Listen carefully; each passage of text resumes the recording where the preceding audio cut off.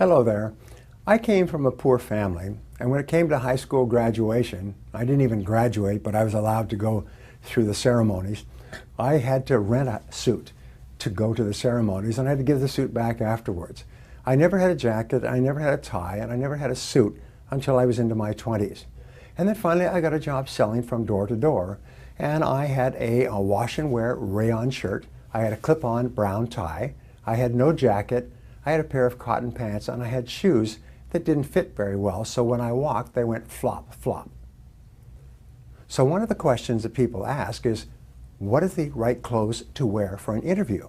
Well, once upon a time, a man took me aside and said, "Brian, can I give you some advice about dress?" And I said, "Sure, I don't know anything about dress." Well, I still remember he sat down, and he was an expert, and he told me all about everything I had to do to look proper when I called on a customer. So I began to read book after book on the subject. I began to visit tailors and men's clothing stores. I began to study shoes and ties and suits and shirts. I became an expert on dress, and it changed my life. It changed my life. It was the most amazing thing. I went from basically struggling on the street cold calling to being a senior executive within a year of starting to dress like senior executives. So the question, what is the appropriate clothing to wear for an interview? The answer is, wear the clothes that you would wear if you got the job. Always dress upward rather than downward. It's always better for a woman to wear a dress and look professional, for a man to wear a jacket and or a suit and look professional. You see, people judge you in the first 4 seconds, and they finalize their judgment in the next 30 seconds. And afterwards, they don't change their opinion.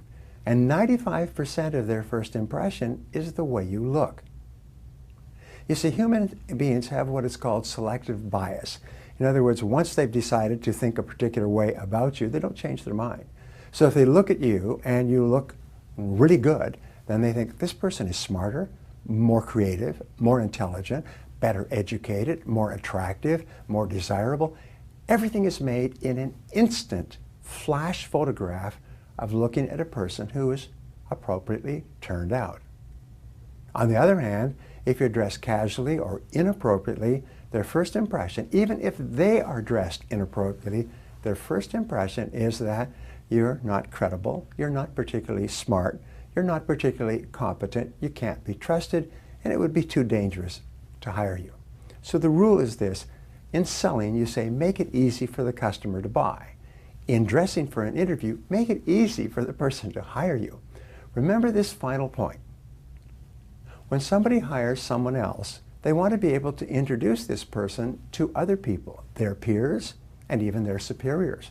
They want to be proud of you. They want to say, this person works for me. And they want the boss to say, oh, well, because remember, the quality of the people that a manager selects is a mark of the quality of the manager. So if you want to impress the manager, think about impressing the manager's boss.